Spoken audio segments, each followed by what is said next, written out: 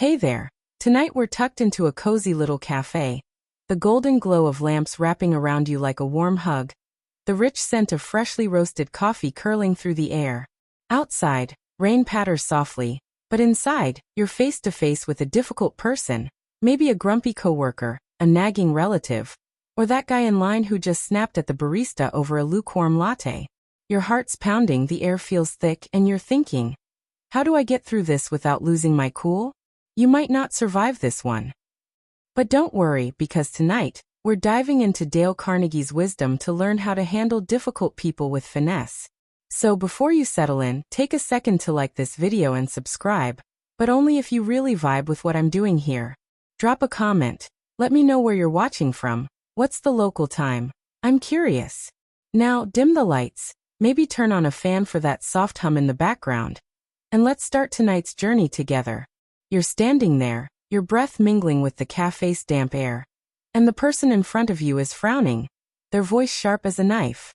But instead of firing back with a snarky comeback, you take a deep breath and think of Dale Carnegie, the guy who wrote How to Win Friends and Influence People in 1936, a book still hailed as a guide for navigating human connections. Carnegie wasn't the type to throw punches or shout to solve problems. No, he believed the key to handling tough people lies in empathy, stepping into their shoes, even if those shoes are a bit tight and smell like yesterday's gym session. Picture yourself looking into their eyes, not with defensiveness, but with a flicker of curiosity. What's got them so worked up? Is it really about the latte? Or is a bad day spilling over onto you? Empathy, in Carnegie's world, isn't about agreeing with them or letting them walk all over you. It's like holding up a mirror, gently tilting it so they see themselves. History tells us Carnegie started as an actor before becoming a communication guru, learning early that you can steer an audience's emotions if you understand them. A weird little detail: he once sold soap before he was famous, winning over customers by listening to their stories, even if they were just griping about the weather. Scholars still debate whether Carnegie lived every principle he preached in his personal life, but there's no doubt he taught millions how to turn conflict into opportunity. Back in the cafe, the person's ranting about waiting too long. Instead of cutting them off or making excuses, you try Carnegie's approach. You nod slightly, showing you're really hearing them. I get how annoying it must be to wait like that. You're probably in a rush, you say, your voice steady, no hint of sarcasm. You're not adding fuel to their fire. You're like a cool glass of water in a heated moment. The magic is when you show empathy, they often lower their volume. Not always. Some people are as stubborn as granite, but even stone wears down if you drip water patiently.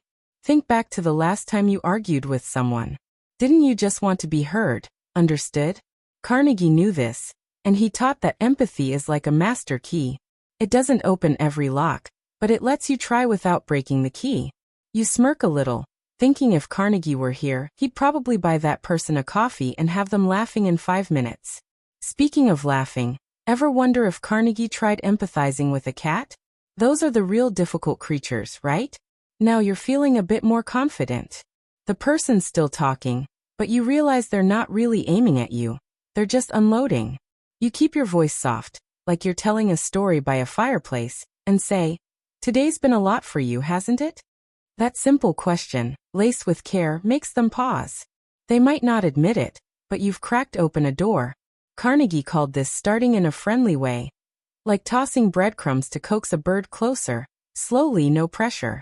The cafe's air feels a touch lighter now, the rain outside a soothing backdrop. You're not trying to win an argument, because Carnegie made it clear. Winning a fight rarely wins you anything worthwhile. Instead, you're building a bridge, even if it's just a rickety bamboo one. You recall a story of Carnegie charming a tough publisher by simply asking about their hobbies. A small move that turned a tense meeting into a book deal. Here's a chuckle. I once tried this with a cranky waiter, and by the end he slipped me an extra slice of pie, maybe because I didn't complain about the cold soup. As you stand there, you realize empathy isn't just a trick, it's a way of seeing the world. You don't have to love the person, but you can understand them. And in that moment, you feel like you're holding a secret Carnegie left behind, one you'll carry into the next tough situation. Hold on to it, because we're about to dive deeper into his art. But don't rush, let the moment settle, like that coffee cooling on the table.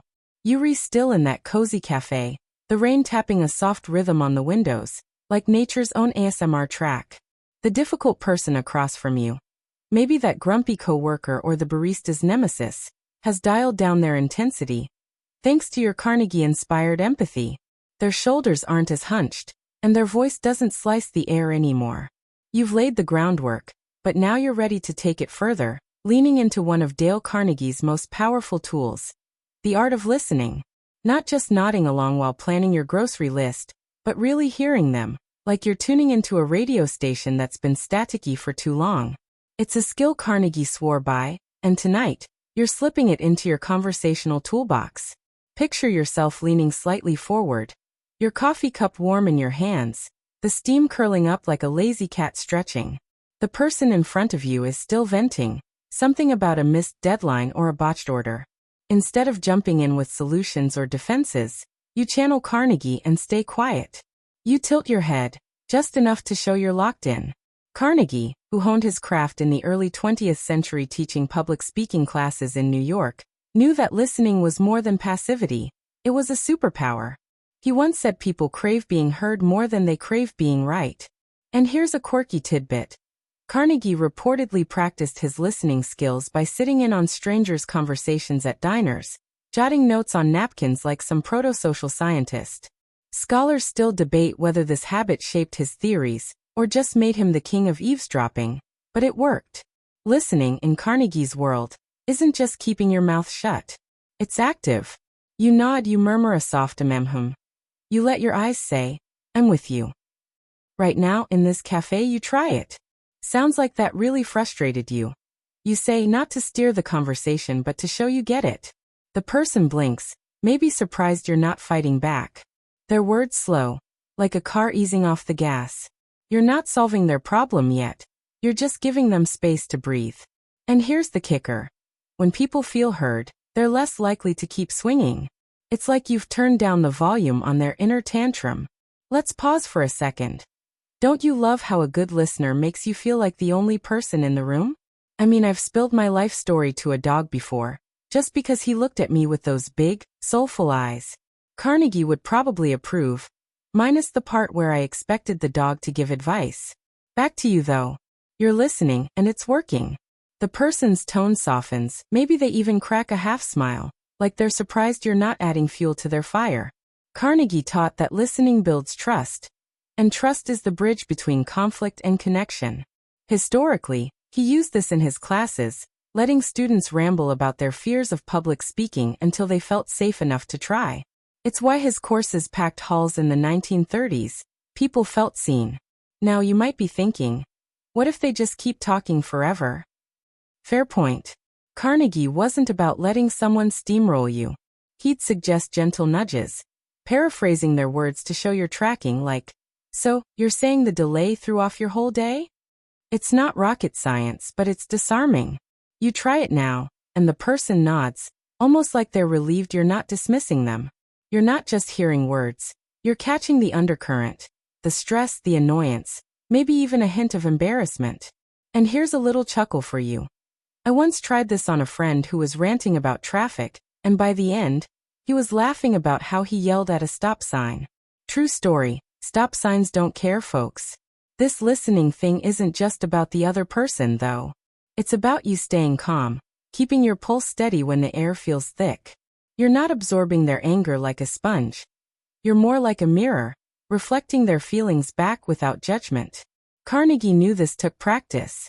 He'd tell stories of business tycoons who'd lose deals by talking too much, only to win people over once they learned to zip it and listen. One odd detail? He once advised a salesman to spend an entire meeting asking questions and saying almost nothing. Guy closed $1 million deal. No joke, sometimes silence is louder than a megaphone. As you sit there, the cafe's hum blending with the rain, you notice the person's hands unclench. They're still talking, but it's less a tirade and more release. You've created a tiny bubble of calm, just by listening. It's not magic, it's Carnegie's method. Rooted in understanding that people don't always need answers. They need to feel like someone's in their corner. Oh, and speaking of corners, ever notice how cafe corners are the best for people watching? You catch all the drama without getting sucked in. Carnegie would have loved that. You're starting to see the power here. Listening isn't just a pause before your turn to talk. It's a way to shift the whole vibe. You remember that empathy from last time? This is its partner in crime. Together they're like the peanut butter and jelly of human connection. Simple but unstoppable. As the person winds down, you feel the moment shift. You're not just surviving this encounter. You're steering it. And somewhere, Carnegie's probably nodding, maybe scribbling on a napkin saying, "Told you so." Ready to take this further? Good, because the next step's waiting.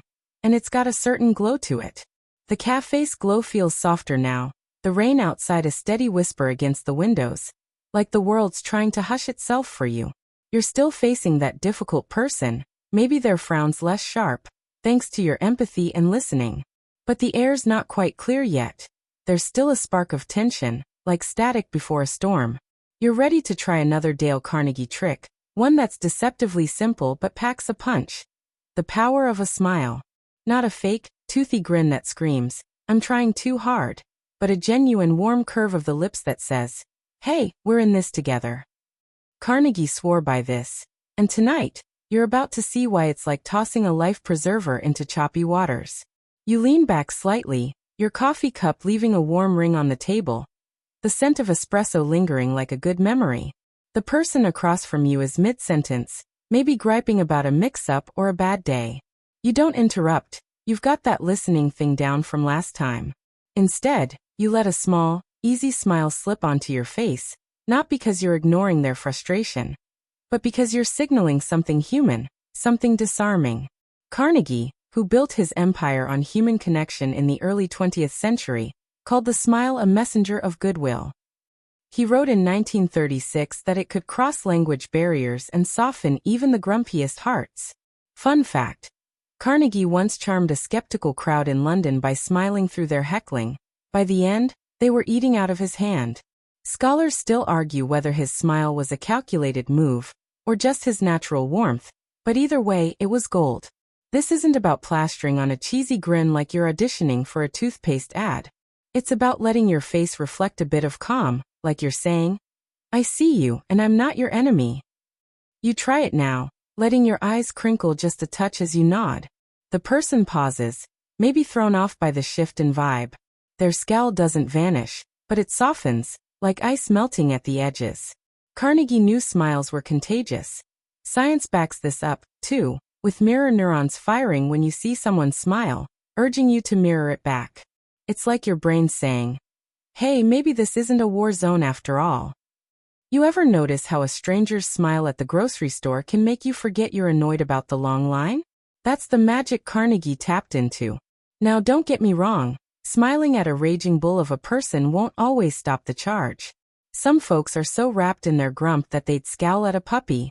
But even then, your smile keeps you grounded, like an anchor in a storm. You're not faking it. You're choosing to radiate warmth, like that cafe lamp casting a soft glow on your table. You say something simple like, "I bet we can sort this out," and pair it with that smile. The words aren't groundbreaking, but the delivery? It's like wrapping a tough pill in honey. And here's a little chuckle for you. I once smiled at a guy who cut me off in traffic, and he looked so confused he forgot to honk again. Small victories, right?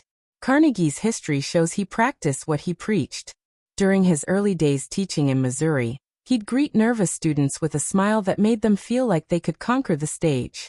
One quirky detail? He kept a pocket mirror to practice his own smile, tweaking it like an artist perfecting a brushstroke. That's dedication, folks. Imagine catching him grinning at himself in a diner bathroom. But it paid off.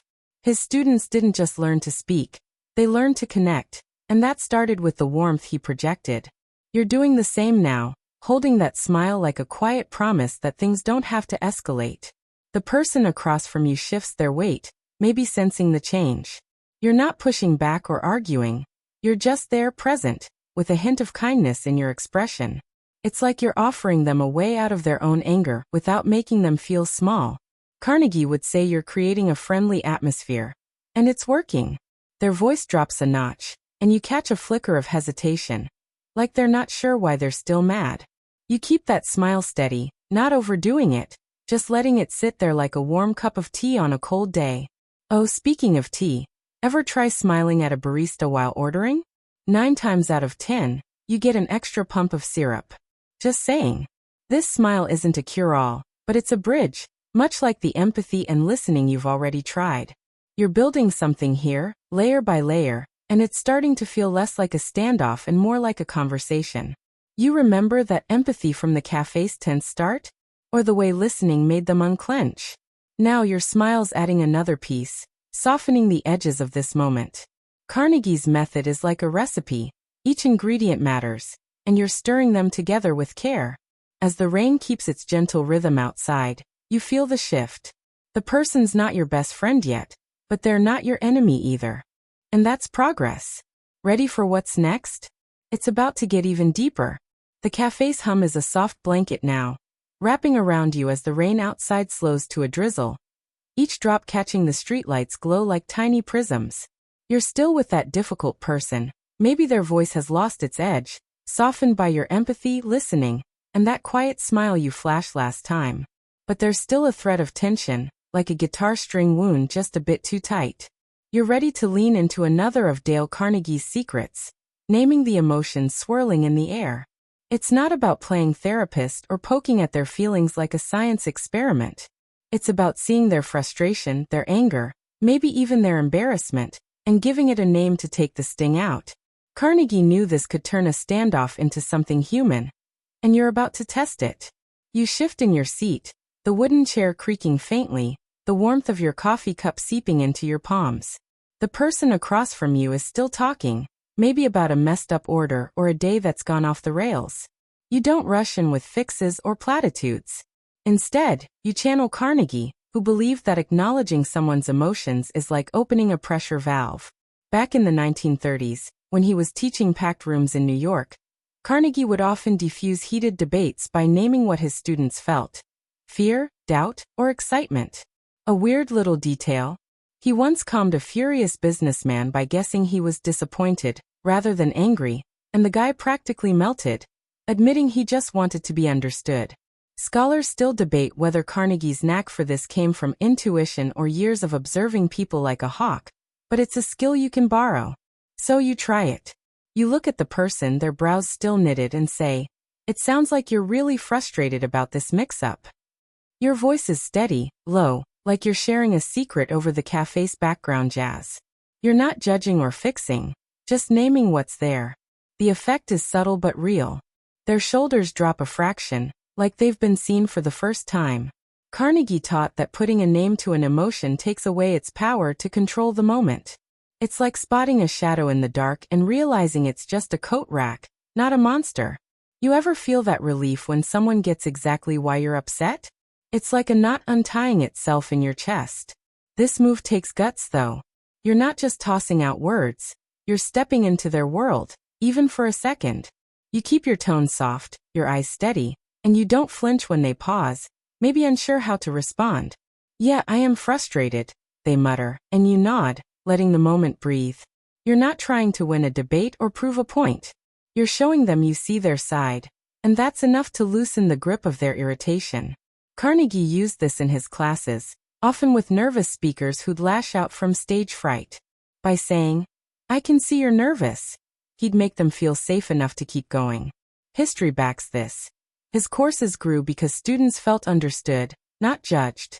Now here's a chuckle for you. Ever try naming your own emotions when you're stuck in traffic? I did once, muttering, "I'm annoyed because this guy's driving like a turtle." And somehow, it made me laugh instead of honk. Carnegie would have loved that. Back in the cafe, you're noticing the person's tone shift. They're not ranting now. They're explaining, maybe even opening up about what's really bugging them. You don't push. You just keep naming what you see. "That sounds exhausting," you say when they mention their long day. It's not rocket science, but it's like you're handing them a glass of water after a marathon. They take it, even if they don't say thanks. This isn't about letting them vent forever, or turning into their personal sounding board. Carnegie was clear. You acknowledge emotions to move forward, not to wallow. You're steering this moment, gently, like guiding a boat through a narrow stream. The person might not even realize you're doing it, but they're following your lead. Oh, and speaking of leads, ever notice how cafe baristas always seem to know when you're having a rough day? I swear, they slip an extra shot of espresso in there like they're reading your soul. Carnegie would have hired them on the spot. As the drizzle outside fades to a faint patter, you feel the conversation settling. The person's not your best friend, but they're not snapping anymore. You've used empathy, listening, a smile, and now this, naming their feelings like you're pinning a label on a butterfly, gentle but precise. It's another layer in Carnegie's playbook, building on that cafe moment where you first showed you cared. The air feels lighter now, like the rains washed away some of the heaviness. You're ready for what's next, another piece of Carnegie's wisdom that's going to make this encounter not just bearable, but maybe even a little transformative. Yuri's still across from that difficult person. Maybe their voice has softened, their scowl less like a storm cloud, thanks to your empathy, listening, smile, and naming their emotions. The air's lighter, but there's still a faint edge, like a song that hasn't quite found its chorus. You're ready to pull out another Dale Carnegie gem. The art of sincere praise.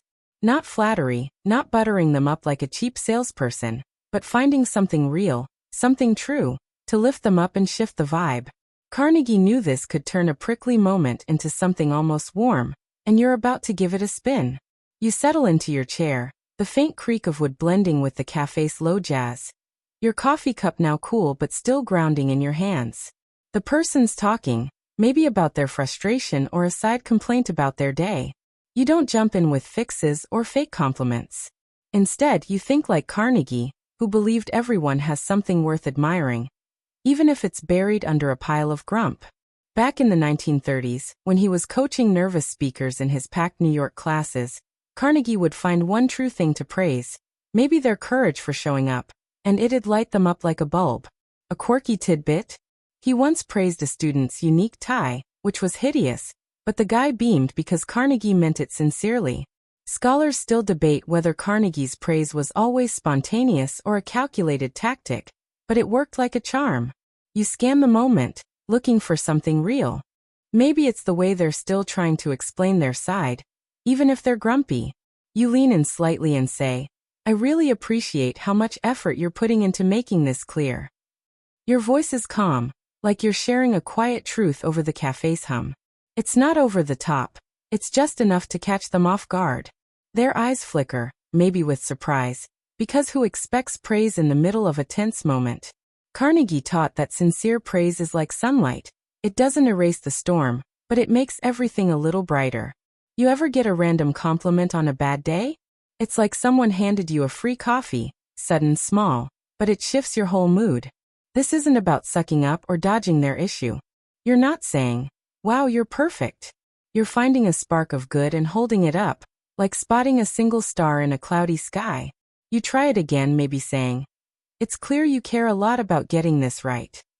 The person pauses, their defenses not crumbling but definitely softening, like butter left out too long.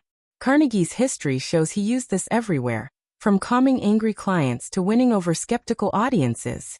In 1936, when How to Win Friends and Influence People hit shelves, it sold millions partly because people craved this kind of human connection. You're tapping into that now, and it's like you're rewriting the script of this moment. Here's a chuckle for you. I once told a cranky coworker I admired their dedication to detail, and they stopped mid-rant to say, "Really?" Then offered me half their sandwich. Carnegie would have high-fived me. Back in the cafe, you notice the person's tone shift. They're not beaming, but they're not snapping either. Your praise isn't a fix-all. It's a nudge, a way to remind them they're more than their bad mood. You keep it light, maybe adding, "I can tell you've got a lot on your plate, and you're still here sorting it out." It's sincere, and that's the key. Carnegie warned against flattery. It's like serving fake sugar. People can taste the difference. The cafe's warmth feels like it's wrapping around you both now, the jazz weaving through the air like a gentle thread. You're not trying to win them over completely, just to shift the dynamic. Carnegie once turned a hostile meeting around by praising a critic's passion for honesty, and the guy ended up shaking his hand. It's not manipulation, it's seeing the good and calling it out. Oh, speaking of good, Ever notice how cafe staff always seem to know who's a regular? I swear, they spot your usual vibe from a mile away. Carnegie would have loved their knack for noticing. As the moment settles, you feel the shift. The person's not your ally yet, but they're less guarded, like a cat that's stopped hissing but isn't purring either. You've built on that empathy from the cafe's tense start, the listening that unclenched their fists, the smile that warmed the air, and the naming of emotions that grounded them. Now this praise is another layer, like adding cream to your coffee, subtle but rich. The conversation's not over, but it's heading somewhere better. You're ready for Carnegie's next move, something that'll keep this delicate dance going without stepping on any toes. You re-still across from that difficult person. Maybe their edges have smoothed, softened by your empathy, listening, smile, named emotions, and that sincere praise you slipped in last time. The tension's not gone entirely. It's like a faint hum in the background, a radio left on low. But you're ready to wield one of Dale Carnegie's final weapons. Avoiding pointless arguments. Not by dodging conflict like a coward, but by steering clear of verbal quicksand that sucks everyone down. Carnegie knew arguments rarely change minds, they just build walls. Tonight, you're learning to keep the peace without losing your ground. You shift slightly, the chair's faint creak blending with the cafe's jazz. Your coffee cup now empty but still a warm anchor in your hands. The person's talking, maybe circling back to their complaint, their voice tinged with that stubborn need to be right. You feel the urge to counter, to point out where they're wrong, but you pause. Carnegie, who built his legacy in the 1930s teaching people to connect, not clash, said arguments are like wrestling with a pig. You both get muddy, and the pig enjoys it. A strange tidbit? He once diffused a heated debate at a dinner party by asking the loudest guest about their favorite book, totally derailed the fight. Scholars still debate whether Carnegie avoided arguments to keep peace or to subtly control the room, but his results were undeniable. You try it now, resisting the bait. Instead of saying, "That's not what happened," you nod slightly and say, "I see where you're coming from." Your voice is calm, like you're smoothing a wrinkled tablecloth. It's not about agreeing, it's about sidestepping the trap of a back and forth that goes nowhere. Carnegie taught that arguments often escalate because people feel attacked, so you keep your tone neutral, your face relaxed. You're not surrendering, you're choosing the high road, like opting for a scenic route over a traffic jam. Ever notice how arguing with someone feels like trying to herd cats? You both end up scratched and nowhere closer to a solution. This move takes discipline. The person might push, maybe tossing out a sharp comment to provoke you. You don't bite. Instead, you lean on Carnegie's trick of redirection. Sounds like this has been a real hassle. You say, then pivot. What do you think would help right now? It's like tossing a conversational lifeboat, giving them a way to move forward without digging in deeper. History shows Carnegie used this in his classes, steering hot-headed students away from debates by asking them to share a personal story instead. In 1936, when his book How to Win Friends and Influence People became a phenomenon, it was partly because people saw how avoiding arguments built bridges, not burned them. Here's a chuckle for you. I once tried this on a friend who was dead set on arguing about politics at a barbecue. I asked him about his dog instead, and suddenly we're swapping puppy pics instead of shouting. Carnegie would have toasted to that. Back in the cafe, you notice the person's intensity dip. They're still talking, but it's less about proving a point and more about venting. You keep the door open saying, "I bet we can figure out a way to make this work." It's not a solution yet. It's an invitation to collaborate, not clash. You're not letting them steamroll you. You're just refusing to play tug-of-war. This isn't about being a doormat. Carnegie was clear. You can stand firm without turning it into a shouting match. If they push too hard, you might say, "I hear you, and I'm happy to talk this through calmly." It's like setting a boundary with velvet gloves. Oh, speaking of gloves, ever notice how cafe baristas handle rude customers with that polite but firm vibe? They're basically Carnegie disciples, keeping the line moving without a scene.